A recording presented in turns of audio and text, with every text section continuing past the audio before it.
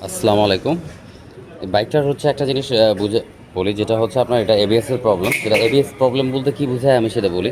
এই বাইকের হচ্ছে স্পিড কাজ করে না, আর বাইকের হচ্ছে স্পিড ওঠে না এবং এবিএসও কাজ করে না। তো সেই ক্ষেত্রে এটার এবিএস ক্যাবেল, যে দুইটা ক্যাবেল আছে সব দুটোই চেক করছি।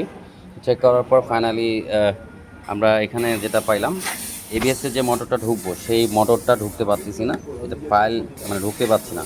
এটা হচ্ছে মাদার বোর্ডের সমস্যা। তো এটা চেক করলাম কীভাবে সেটাও আমি দেখাই আপনাদের একটু।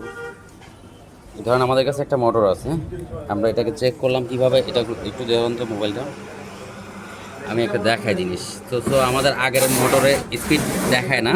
তো আমরা চেক করার জন্য আগে বেসিক্যালি আগে একটা আমাদের রিকন্ডিশন একটা মোটর আছে, যেটাতে আমরা চেক করি যে আমাদের স্পিড ওঠে কি না।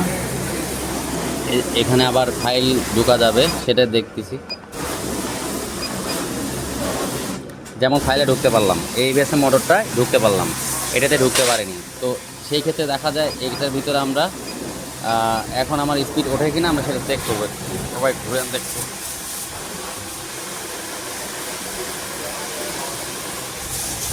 এই হচ্ছে বিষয়। তো আমরা ক্লিয়ার হলাম যে এই বাইকের ওয়ারিং সেট আপ কমপ্লিট ওকে।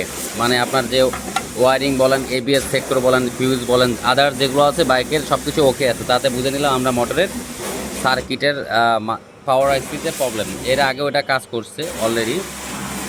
এই যে এটা কাটানো, এটা কাজ করা হয়েছে একবার, কিন্তু এটা আর রিকভারি হবে না। যে একবার যাওয়ার সে চলে যাবে, সে আর সম্ভব না।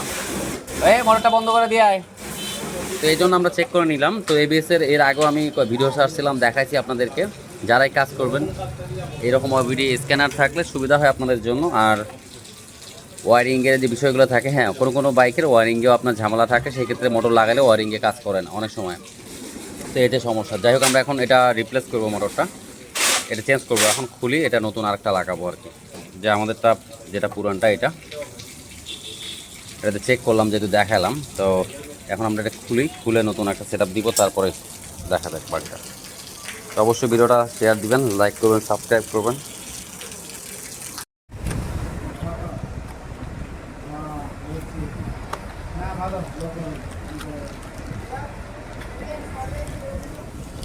হ্যাঁ ইনটেক আছে, খোলেন ওটা, দেখি পুরোটা দেখে নেন। 4 ফুটো না? হ্যাঁ ঠিক আছে,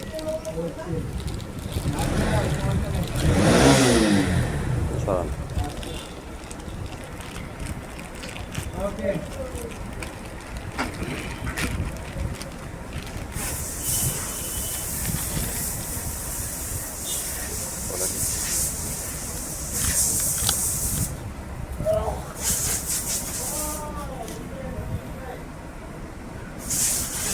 আপনার ইয়েটা নিয়ে আসেন, ওই মোটরটা নিয়ে আসেন, খুলে রাখছেন, নিয়ে আসেন।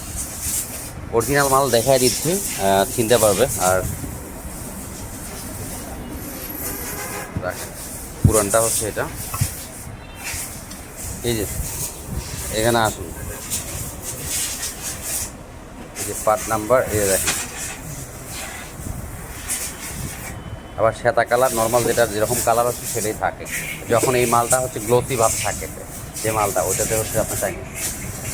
এটা ভেরিয়েন্ট আছে, এটা ভেরিয়েন্ট আছে। হ্যাঁ, এটার আপনার এই যে বারকোড দেওয়া থাকে, এই যে কোনায় দেখেন, এই যে বারকোড অয়েলের কারণে চলে গেছে। এবং এই কালারটা এটা থাকবে পুরো একটা গ্লোসি ভাব। এটা দেখেন একবারে মানে ইয়ে কালার থাকে, ন্যাচারাল, মানে এত গ্লোসি চকচকা হবে না এটা। এই হচ্ছে মোটর। এটা হচ্ছে আপনার,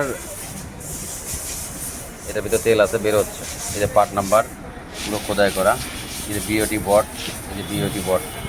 এই গাড়ির এই মাল, যখন আমরা অন্য কোডের মাল হবে সেখানে BK7 কোড হবে আলাদা, মানে আপনার BS4 বা আপনার যে গাড়ির যে জিনিস সেই পার্ট নাম্বারে মাল দেওয়া হচ্ছে। তো যাক, এটা নতুন মোটর।